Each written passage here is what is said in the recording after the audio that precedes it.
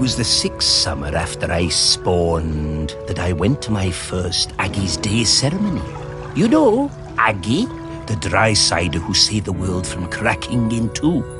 We don't go on land until we're 6 years old.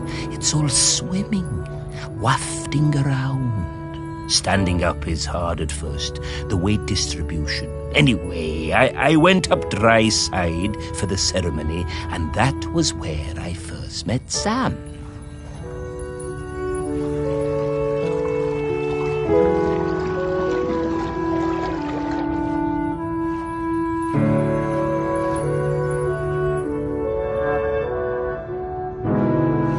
So loud and hot out there, all that shell blowing. I was bored and my body felt dry and heavy.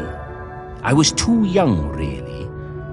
There were souvenir stalls selling bracelets with little stones of polished lava. I wanted one so bad I would not shut up about it. Sam saw I was fed up. They took me up the beach, away to the dunes, and Sam gave me a little polished stone of my own to play with. Had a heart of gold, they did.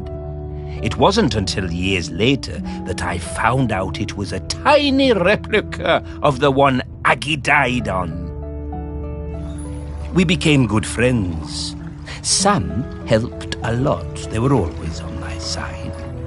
My pod, we were quite traditional, didn't like us working with the dry siders, but Sam talked me into going for the job as a diver on the new harbour. If it wasn't for them, I don't think I'd have tried. That stone was my lucky charm. I took it with me when I went for the interview, and I took it down with me when I went on my first dive.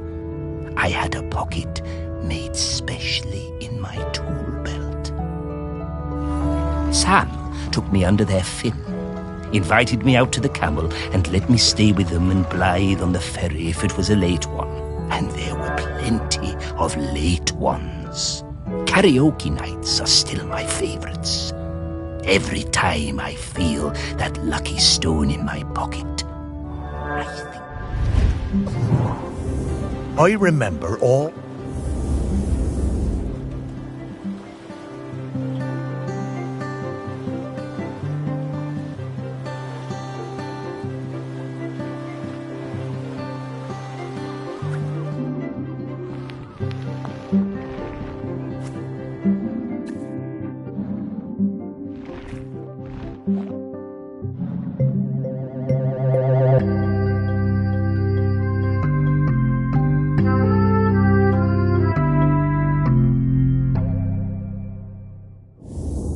Oh, magic stones?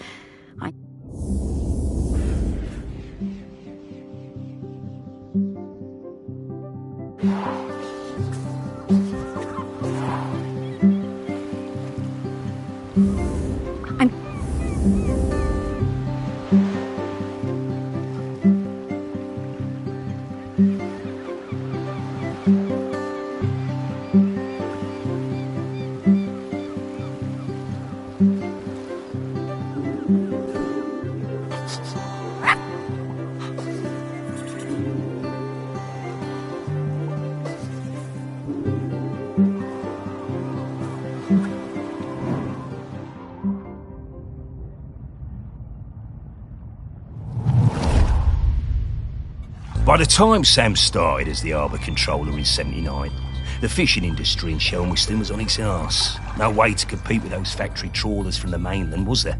Couldn't moor those things anywhere near the island, even if we had them. Of course we were all smuggling, stands to reason, done it? There was no money. All those old fishing sheds on the quay, the ones the tourists like, were falling down. Old place looked, pardon me, like a tip.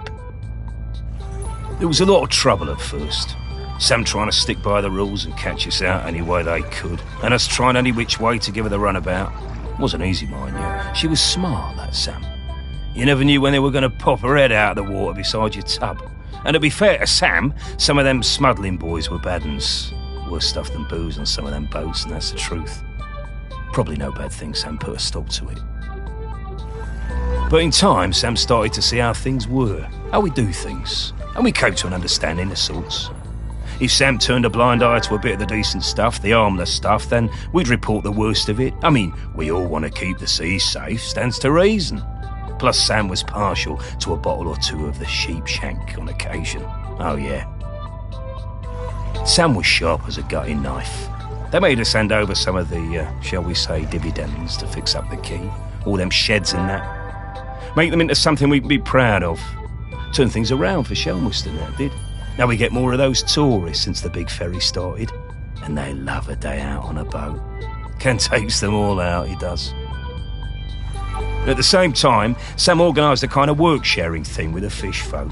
Got some of them to swim along with the fishing boats, help them locate the biggest shoals. Gave those big trawlers with all their fancy radar gear a run for their money. I recognised it.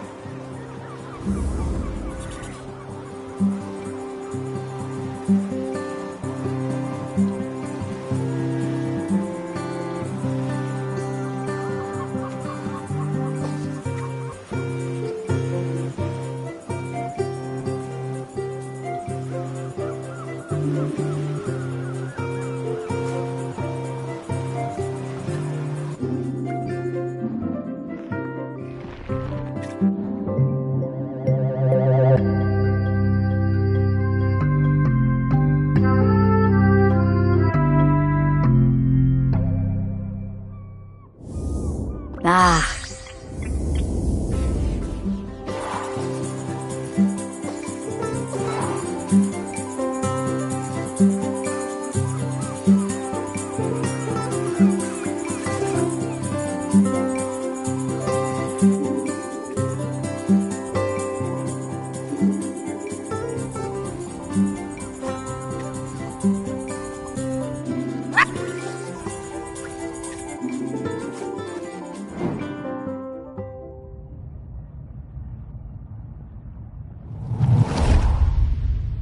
I first met Sam when I sailed the new ferry, the Queen of the Isles, into harbor. Of course, I'd heard of the fish folk, but I'd never met one. Sam was an amazing pilot, knew the waters better than any boatman. It was strange, steering a course for someone actually in the water, but we never went wrong with Sam to guide us in. Next time I was in Shelmerston, we went for a drink at the Camel. I'm more into bats than beer, but Sam was intriguing, and the atmosphere in there was great, like a warm nest. Great band, too. Awesome sousaphone player. I think we got on because we were both a little bit on the outside of things. Sam invited me over for toast and hot chocolate. Honestly, hot chocolate doesn't do it for me. But the toast, that multi-seed bread. Sam made the best toast. I told Sam that next to a good cuttlefish bone, that it was my favorite snack. I stayed over. In the morning, we went for a walk along the beach.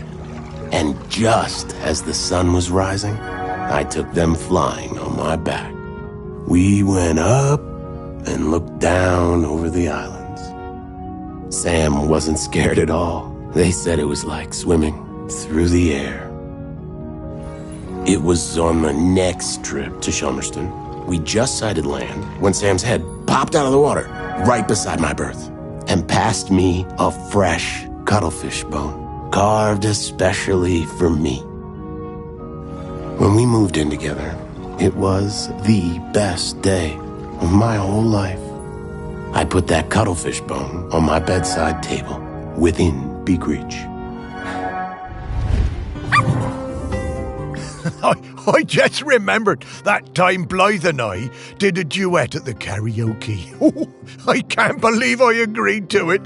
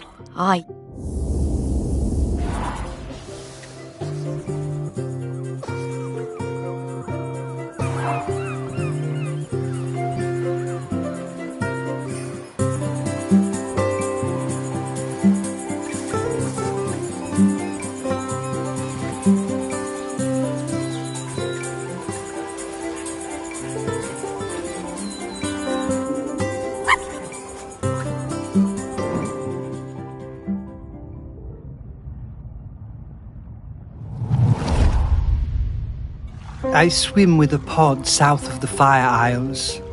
I believe the dry-siders call the larger one Shelmerston. It's where the ceremony happens for the dry-sider who stopped the world from cracking. That's where I first heard talk of toast and where I met the friend called Samfire. I did not believe it at first, a food which snaps so dry. Then one morning at sunup, I followed the ship and caught a blackened slice as it arced into the water. This was the start of my lifelong love of toast. I saw Samfire on the dry side and came up out of the sea to ask them for toast. They asked me to put on some pants, but I refused to denigrate myself with dry-side fabric. No matter, I had brought some shiny coins with me that I found on the seabed and secreted in my swimming falls. Sam took me to their parents' toast shack, but they refused to serve me without clothes. They also told me that my shiny coins were unsuitable, too old. So Sam lent me some trousers, and I swept the toast shack in return for crispy slices. Sam taught me some of the ways of the dry-siders, but to be honest, I'm only interested in the toast. I never wanted to eat anything else. Sam understood this. I spend my nights swimming through the black waters of the deepest ocean trenches. By day, I come up onto quayside and fill up. Oh, I could really go for a nice...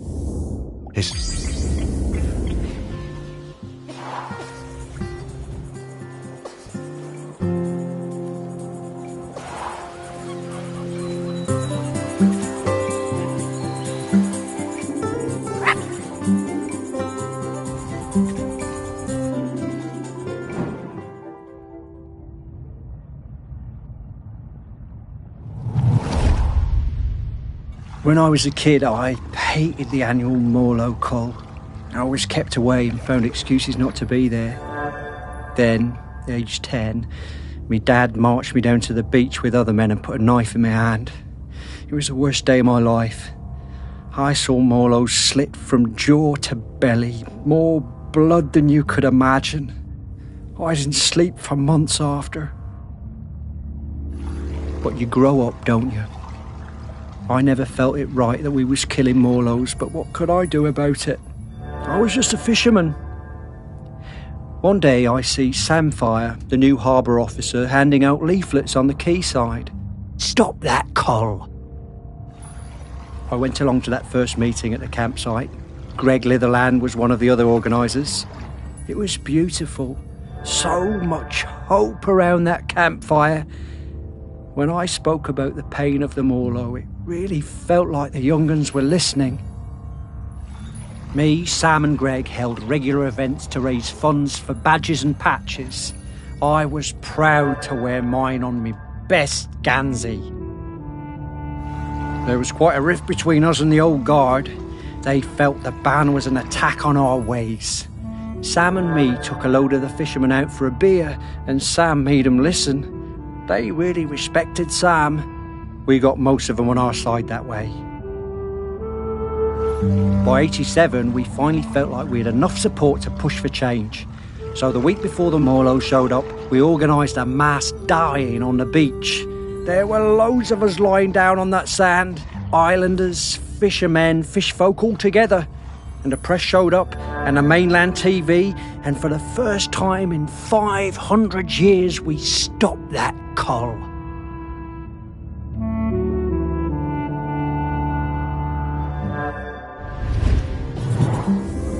I'm so glad.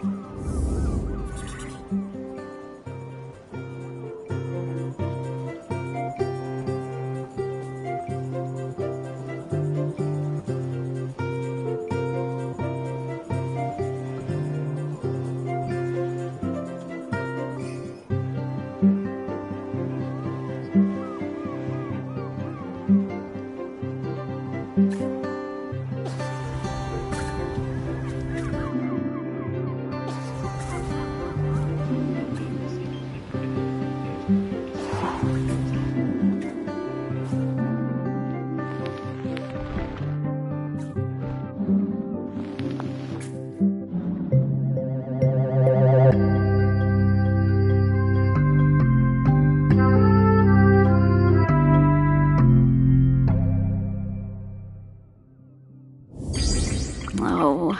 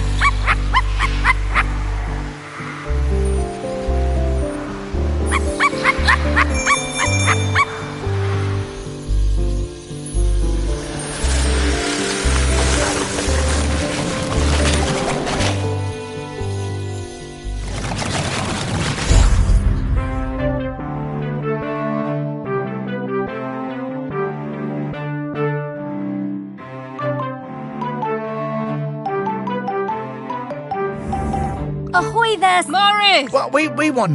No. Oh, Yeah. no. No, we'll talk... I think I...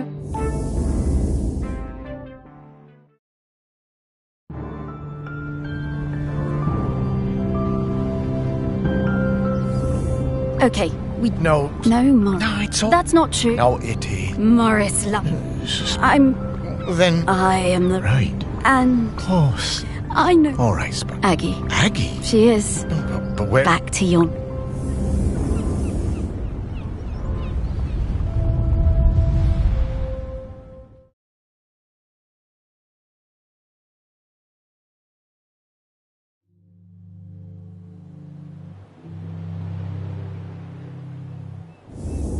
Ah. I was...